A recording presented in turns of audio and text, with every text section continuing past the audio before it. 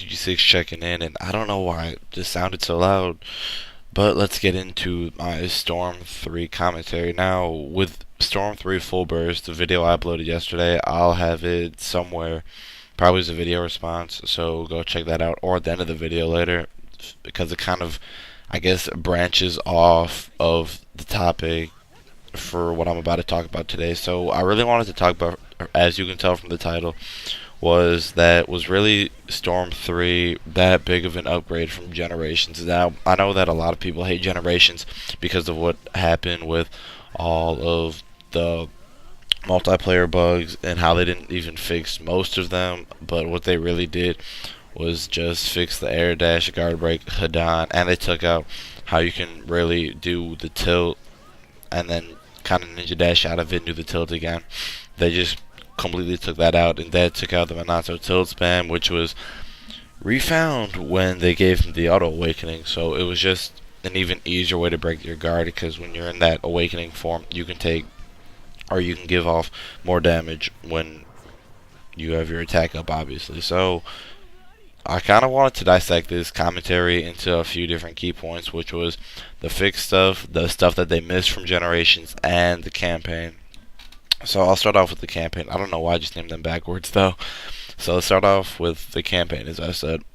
In Generations, if you guys played it, it was just some scroll to scroll text where you would just read some stuff, and it's like general background of what's happening and why you're fighting. But if you're new to the whole Naruto universe, then you're not going to get a full detailed explanation of the actual game. If you go from Storm 2 to Storm 3, you'll get it much better, because they seem to cover every little single detail until the Great Ninja War starts and they start pulling stuff out of their ass. I'm not going to get into that too much because I don't want this to turn into a rant and how mad I am, like kind of yesterday was. So I'll skip that over and leave that up to you guys. So the campaign in Storm 3 picked up where Storm 2 left off after the Pain Invasion arc, and they just kind of did the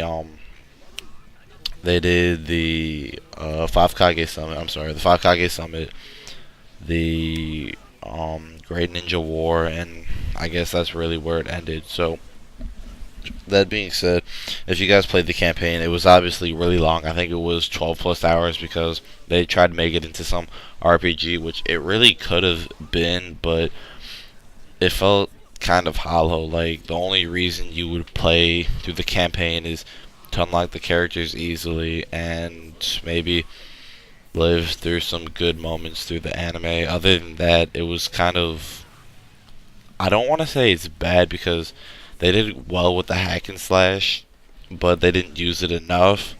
And I usually don't like hack and slashes, so the fact that I really enjoyed that meant a lot to me, because I feel like they're just so repetitive and they shouldn't be done, and that's kind of why I didn't get One Piece Kazuko Muzo 1 or 2. And I mean, I'm trying to get into One Piece, but that's off the topic. That's something else completely.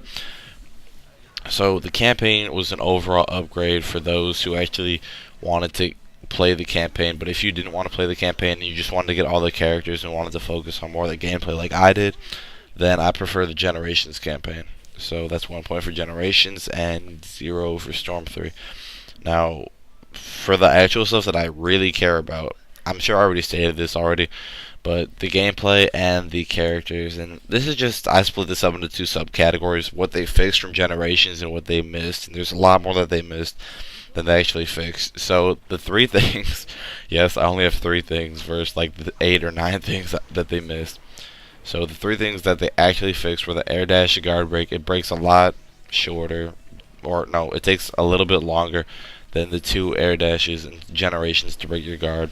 The Hadan is a support. Now, if you don't know, Hadan had an 8-hit combo, and they nerfed it down to if Hadan actually hit you with the initial hit, then the combo continues into a 4-hit combo. This was actually genius by CyberConnect 2, but at that they stopped. They didn't actually go to anybody else's, which was kind of frustrating. They didn't fix Kimimaru, like I stated some in one of my other videos. They just added a little flip with him first, instead of him just breaking out into his old bone breaking dance thing. I forget. I don't know what it's called. I don't use him or anything. So if they just did that, they nerfed Itachi's Amaterasu and they just made it a little like Sasuke's, like they just kept the size of it but kept it moving forward instead of it tracking you, I guess, because the tracking, if you played it in Generations, the tracking for Amaterasu wasn't that bad, and then if you played it in Storm 2, the tracking was like a missile. It was like infrared right after you. It just didn't miss. You always had to take it, and the only way to avoid it would actually be to block, and that thing takes up a lot of your defense. So it was pretty bad, I guess, but it's like all these strong games, you get used to it over time. And another thing that they took out was the tilt spam. Now, if you didn't play Generations, Renato could just tilt, and just tilt to infinity until your guard breaks. And I guess if like it can kind of be defined as a skill, but a lot of people don't see it as, because imagine flicking the analog stick forward and then dashing to the left or right really fast and then throwing it consistently. I mean, it sounds easy, but physically doing it is pretty hard. But this was overall pretty broken because a lot of people hated it, because it gave, what's his name? I'm sorry. It gave Minato just an infinite infinites. That's what we'll call it, infinite infinites. So as long as you could count, or as long as you could predict when your opponent would substitute, you could just tilt and keep on going. So yeah, and that's about the 3 things that they fixed. Now, the 7 things that they missed were obviously the Edo Kage. People are mad because the Edo Kages actually look pretty good. And for people that are going to leave a comment in the description, or okay, for people who are going to comment on this video and say, oh, that you can actually play them, I'm not going to glitch my game, because I think that's only on the 360, and I'm not going to do that because it should have been part of the game, and I shouldn't have to put an extra effort to actually get what I was supposed to have with the game. Another thing that they missed is they fixed only one of the PTS characters. Now, if you guys haven't played Generations, all of the PTS characters are not, I wouldn't say that they're all broken, but there were just the big 3 PTS characters: Lee, Neji, and Sasuke. Sasuke was a close third to Kiba, because Kiba was obviously spammed a lot because he had the animation that went into the Fang over Fang, which did way too much damage, but that's irrelevant. So really, the only thing I'm talking about is they only fixed Sasuke. They actually slowed him down. That's really about it. They slowed him down to take out one of his 3 bombs. Now, Lee and Neji were the top 2 most complained about. They were the fastest characters in the game. When Lee would go into his awakening, he had that attack. I don't even know what it's called, but it does way too much damage, and you can sub it. If you block it, he'll continue the animation and break your guard. Neji is just fast. He has the animation for the rotation. He has his awakening, but nobody really uses awakening because just his speed, bombs, and his substitution scroll made him that much stronger. And I guess if they took out some of his items, it'd be a little better, but oh well. So they didn't fix the PTS characters that needed to be fixed. They removed the combo that from all the characters in these games, and there were some of the characters' best combos or their combo to ultimate. So I guess it made people really look out for a new way to use their combo to ultimates. But why did they choose, of all the things they did, why did they choose to take out a combo? It's kind of stupid and unnecessary, but I don't get CyberConnect 2, and I'm not gonna buy Storm 3 full burst. I'm not buying the game that I already have. Just fuck that. Okay, another thing that they didn't no. How long have I been talking? 9 minutes and 40 seconds. Anyways, fixing all of the supports they failed to do. Like I said earlier, they only fixed Hidan, not Kimimaru, not Itachi, barely fixed Sasuke, because you can still sub twice, but that'll be it instead of wasting a whole sub bar, because In Generations, if you're fighting a noob, he'll spend all of his bars like subbing, which is actually pretty funny. But you know, it's just whatever. I mean, it's not balanced, and I don't even know why I'm really complaining about it anymore. I know CyberConnect 2 is not gonna fix this, and if they see this video, then hey, guess what? Fix it. So another thing that they need. Okay, I promise I only have three more things. So they need to fix the Blackfire, all of the Blackfire jutsus, just in general. Now, by Blackfire jutsus, I mean Inferno style and Amaterasu. Inferno style goes through everything, and Amaterasu goes through everything. They're the strongest ninjutsus in the game. The Amaterasu has the best tracking.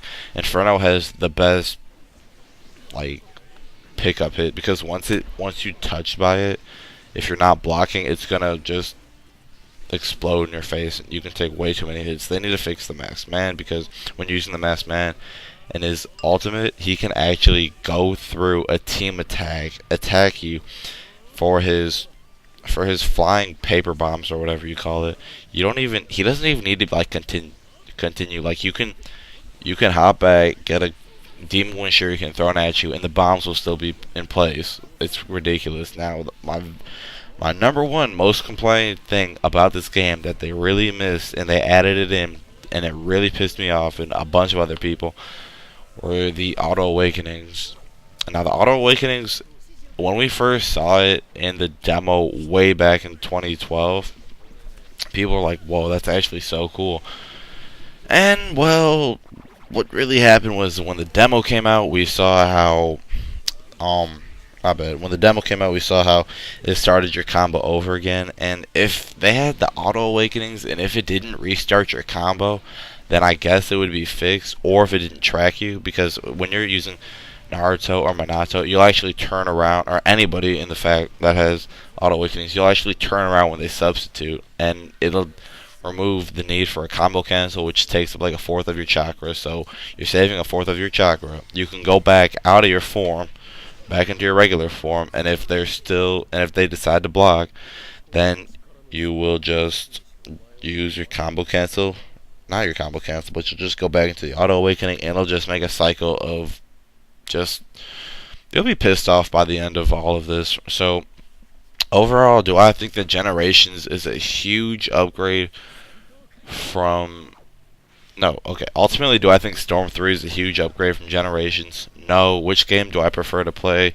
Generations, because honestly, I feel a little bit more tactical playing Generations than when I'm playing Storm 3, because there's no flying shuriken, which I always seem to use. When you're using a team attack, it has like a little bit of a delay when you're attacking. So, I mean, I kind of like that because it makes you actually think about when to actually attack and not just a specific planned time.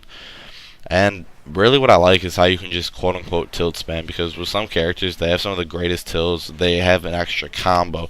The campaign was better, there's no auto awakening. I can actually play that game and enjoy it. Sure, Mangekyo Sharingan Sasuke is overpowered, but I'd rather put up with him and Hidan than have my guard broken instantly with auto awakening. But it probably will be anyways with air dash, because there really is no equilibrium you can hit through with these games. But that's really about my thoughts today. Expect a Naruto chapter 635 to 637 review from me, because I need to catch up on that and give you guys my thoughts. And if you enjoyed the video, then give it a thumbs up and subscribe and comment. Thanks a lot. Hope you, oh yeah, and the rest of these is just my videos that if you guys want to catch up on that are Naruto based, and they're there. Okay, thanks a lot. UG6 checking out.